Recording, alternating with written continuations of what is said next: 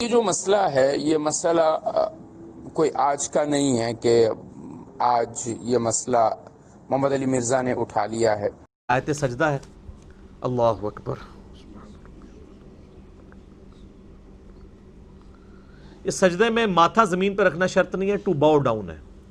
میں نے سجدہ تلاوت کے احکامات پہ مسئلہ 115 ڈیٹیل ریکارڈ کروایا ہے، جس میں میں نے کئی احادیث پیش کی ہیں صحیح بخاری سے۔ عبداللہ ابن عمر رضی اللہ تعالیٰ عنہ جب بیٹھے ہوتے تھے سواری پہ، بغیر وضو کے قرآن پڑھ رہے ہوتے تھے، اور اس دوران جب سجدہ آتا تھا تو بس صرف سر جھکا کے ٹو باؤ ڈاؤن کر لیتے تھے۔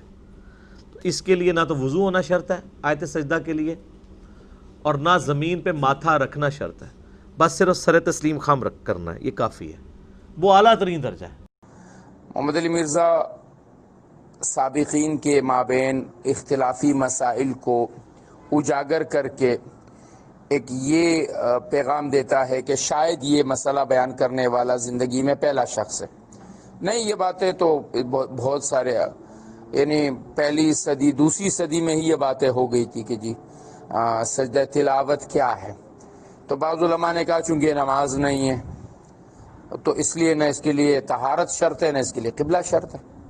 دیگر علماء کہتے ہیں کہ چونکہ اس میں نماز کا سب سے اعلیٰ رکن یعنی کہ سجدہ شامل ہے، تو اس لیے آداب میں سے، احترام میں سے وہ یہ عمل ہے کہ اس کے لیے قبلہ رخ ہونا بھی ضروری ہونا چاہیے اور اس کے لیے وضو ہونا بھی ضروری ہونا چاہیے۔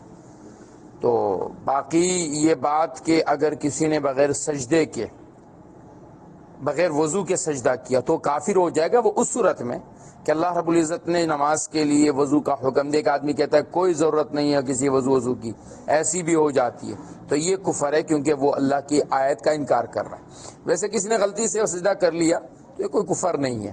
تو یہ مسئلہ آج کا نہیں ہے، بہت بڑا اختلافی مسئلہ چلتا ہوا آ رہا ہے امت میں، اور دونوں اقوال شروع دن سے موجود ہیں۔ ہمارے نزدیک اس کے لیے قبلہ رخ ہونا بھی ضروری ہے اور ہمارے نزدیک اس کے لیے وضو ہونا بھی ضروری ہے۔